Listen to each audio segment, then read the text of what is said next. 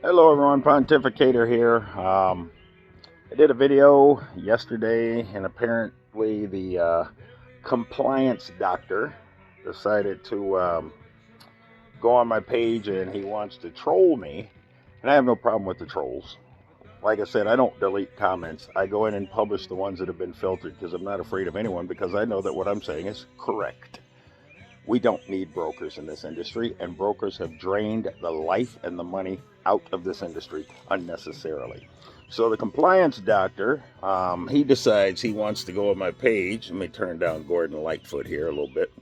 The compliance doctor wants to go on my page, but the problem is that he says that I'm requiring $7,000. Compliance doctor, where? What's $7,000? What are you talking about? The least you can do if you're going to troll me is try to be honest. But I'm going to tell you what he's doing. He's hoping those of you who don't do your research will see it and go, oh, yeah, he's charging $7,000. Guy's crook. Because he doesn't want you to unite because he knows what can happen if you do. If we all united, his days are numbered unless he has trucks and unless he buys some trucks.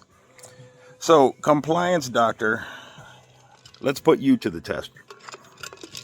We all know that you're lying. You can't prove that I've ever asked anybody for a single penny other than the investors that have spent their money.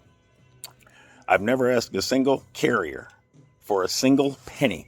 Conversely, they call me and I help them out of situations that they find themselves in when I can. When brokers don't pay them, like the one in this load that I described yesterday on this military load. And when we get his money, I'm going to go in here and prove that I help people. What have you ever done for a carrier? How have you ever helped a carrier? Have you ever done anything for a carrier in a positive way? Do you have any interest in improving the carrier situation in this country? Because let me explain something to you. It's a trucking industry, baby. It is not a brokerage industry. And if every trucking company tomorrow stopped hauling freight just for 6 hours, there'd be problems. If we all stopped for 24 hours, there'd be chaos. The federal government would be trying to figure out what the hell is wrong with the trucking industry. But if every single broker stopped hauling tomorrow, stopped arranging for the movement of freight by other brokers, because that's all you guys do, um, yeah, the shippers would go directly to the trucks. And yep, the world would keep right on going. I don't see how you don't see how you're not relevant. You guys have wedged yourself into this industry and you've got us in a dependent position and you take advantage of it, you exploit it. But post up your rate cons. I'd like to see them. Anybody out there that has dealt with the compliance doctor, if he's actually a broker like he claimed to be, email me his rate con sheet. I'd love to see it. Love to pick it apart. Better yet, send me his master carrier agreement. I would really love to see that because I guarantee it's full of waivers, waiver of subrogation, probably a waiver of 371.3, and a few other ones that they sneak in there with um, language that looks like they're working for you. I know how to pick those things apart.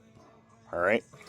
So if anybody has any of his paperwork, I'd love to see it. Now let's take it a step further, a step better, a little bit more gooder. If he's ever short paid you for any reason whatsoever, I don't care if you think you had it coming. If he's ever short paid you for any reason, if he's ever refused to pay you, or if you've had a situation where you had to sit somewhere on a load for 6 or 8 hours, and then he said, well, here's what we can do, is $20. Let me explain to you why they don't want you to have transparency. A lot of shippers actually have accessorial plans set up, some of them of their own. Like if you're dealing with some of these large mega companies, they already have their accessorial plans set up, 65, 75 bucks an hour after an hour or whatever it is. So the broker will tell you, yeah, we pay 30 bucks an hour. So what's happening is, in the cases where that happens, that's not always the case, but in the cases where that happens, the broker's actually stealing money from you because the broker made their money on the commission for the load. But when you have the additional hardship of the shipper screw up or the broker screw up and you're sitting there, they're charging for detention at a higher rate than they're passing through to you. That's just thievery. I've caught them doing it. But if they responded to 371.3 like they're supposed to, you would know this. They do not want you to have transparency for this and a lot of other reasons. Now, let's talk about what their obligation is. And this is where I blame the Federal Motor Carrier Safety Administration and Department of Transportation. They shouldn't even be hearing arguments on transparency because it's already the law. And when they applied for their authority, just like I did, they swore or signed a document swearing that they would abide by Federal Motor Carrier Safety Rules and Regulations, all applicable state laws, all applicable federal laws, etc. Then the first thing they did was they put in a waiver of some of those very laws. But it goes a little bit further. If you look 3 or 4 of my videos ago, I posted the actual statute. They have a statute that states that no broker shall make any clauses or in any way undercut or subvert or try to get around federal rules and regulations. Wow, a double whammy. So compliance doctor, yeah, prove me wrong.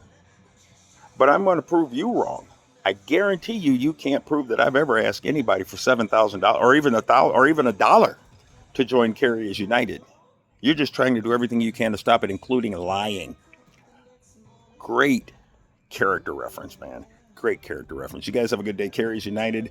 Get signed up, please. Let's put these idiots out of business. All right. We're never going to get rid of all of them. I'm not delusional. But at least we can get rid of the bottom feeders, because the bottom feeders are the ones that are doing the most damage. And some of the bottom feeders work for very large brokerage houses. Let's put them out of business for a change, because carriers are going out of business by the thousands a day. One at a time, small carriers. Carriers United, let's stick together and make this happen. Thank you guys very much. Have a good day. Compliance doctor, I'm waiting. Send me your stuff.